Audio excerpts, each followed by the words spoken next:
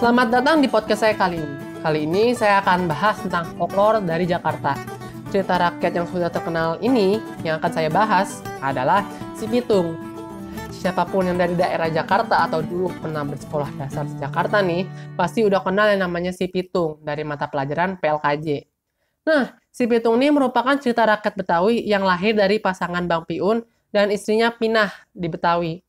Nama asli Si Pitung bernama asli Solihun, yang kerap dipanggil Si Pitung. Fun fact aja nih, karena dia sebenarnya nggak bisa baca. Ya, zaman Belanda dulu kan dibatasin ya, yang bisa belajar hanya anak bangsawan. Nama Si Pitung nih diambil dari bahasa Jawa Pituan Pitulung, yang berarti komplotan bertujuh. Si Pitung lahir di abad ke-20 di tanah Betawi dan besar di Betawi juga. Pitung yang makin lama makin dewasa juga diajari mengaji dan ilmu yang diberi nama Pancasona oleh Haji Naipin. Dari sinilah Si Pitung mendapatkan beberapa kesaktiannya yang kerap dikatakan dalam cerita rakyat tersebut.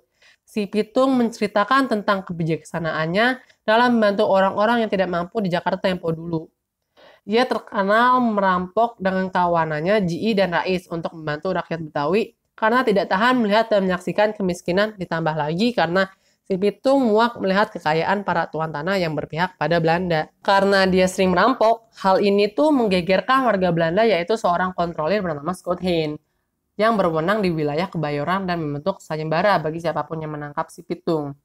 Nah, karena Si Pitung membantu rakyat, maka tidak ada yang tertarik dengan sayembara Scott Hein tersebut. Hal ini makin susah untuk menangkap Pitung karena selain pencari Si Pitung kehilangan jejak, Si Pitung sudah berpindah tempat. Akan tapi suatu saat Si Pitung ketangkep. Nah, baru semalam di penjara, dalam cerita rakyatnya nih, Si Pitung kabur menggunakan hal mistisnya. Ia berhasil kabur dan pihak Belanda kalang kabut mencari Si Pitung, yang akhirnya berujung pada ditangkapnya Bang Piun dan Haji Naipin. Dan betul saja, karena Si Pitung berbakti kepada kedua orang tersebut, ia menyerahkan diri. Ia bukannya dijebloskan ke penjara, namun ditembak. Dari situlah Robin Hood Jakarta pada zaman Batavia yang membantu rakyat Betawi usai riwayatnya. Cerita yang dikisahkan demikian tersebut sudah diestafetkan secara turun-temurun. Tapi, apa yang terjadi bila hal ini dilihat dan dicocokkan dari catatan kolonial? Lewat artikel berjudul In Search of Si Pitung, The History of an Indonesian Legend dengan penulis Margaret Van Til yang dapat diakses lewat Gstore, versi Si Pitung juga dicocokkan dari zaman Belanda.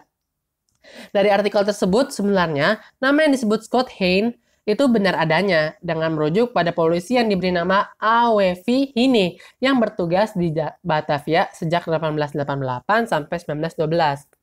Hal ini didapatkan dari Stamboek van Burgerlijke Ambtenaren in Nederlands Indie and Government Marine atau Stadboek dari pejabat sipil di Hindia Belanda dalam pemerintahan kelautan RRI Den Haag.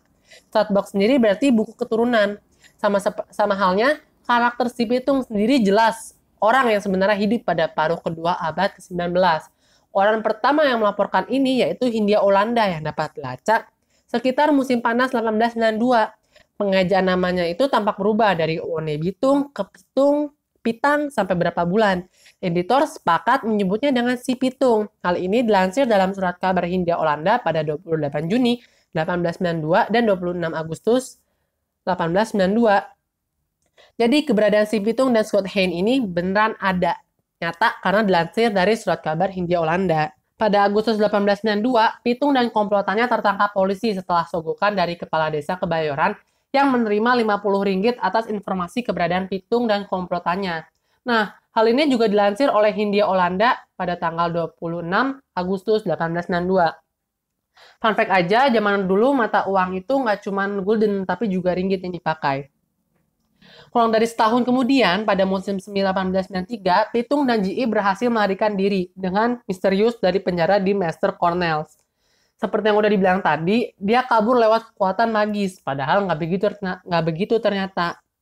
Setelah penyelidikan itu diselidiki dan nggak ada satupun sipir yang mengaku, pada akhirnya sesama tahanan mengaku bahwa ia telah meminjamkan pitung kapak.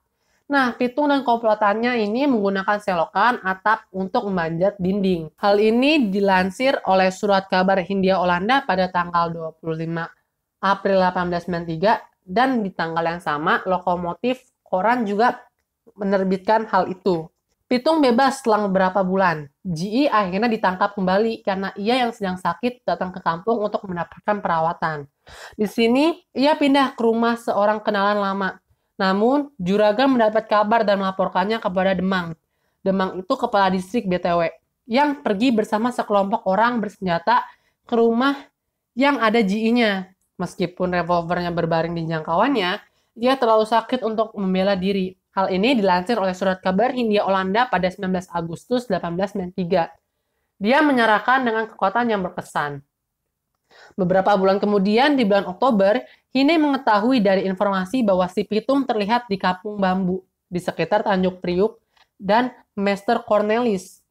Waktu Hine ke sana, Hine diinformasikan bahwa Pitung berpindah ke arah kuburan di Tanah Abang, yang dilansir pada surat kabar Hindia Belanda, terbitan 18 Oktober 1893. Sebuah surat kabar berbahasa Belanda setelah itu menulis bahwa Pitung telah diiming-imingi ke Tanah Abang oleh seorang detektif lokal dalam upaya untuk membuatnya mengamuk.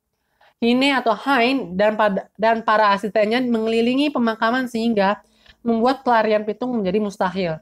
Dua asisten melihat Pitung di antara kuburan. Dia mengenakan celana pendek dan memiliki sabuk kartrit di pinggangnya.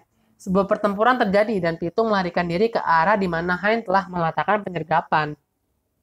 Tepat sebelum si Pitung ditembak mati gitu ya. Pitung meminta beberapa toak sama Is. Is itu bahasa Belanda dari es. Permintaan terakhir ini cukup mengejutkan dari bandit muslim, soalnya kan dia muslim. Menurut surat kabar, permintaan ini dikabulkan. Ini versi lokomotif pada tanggal 19 Oktober 1893.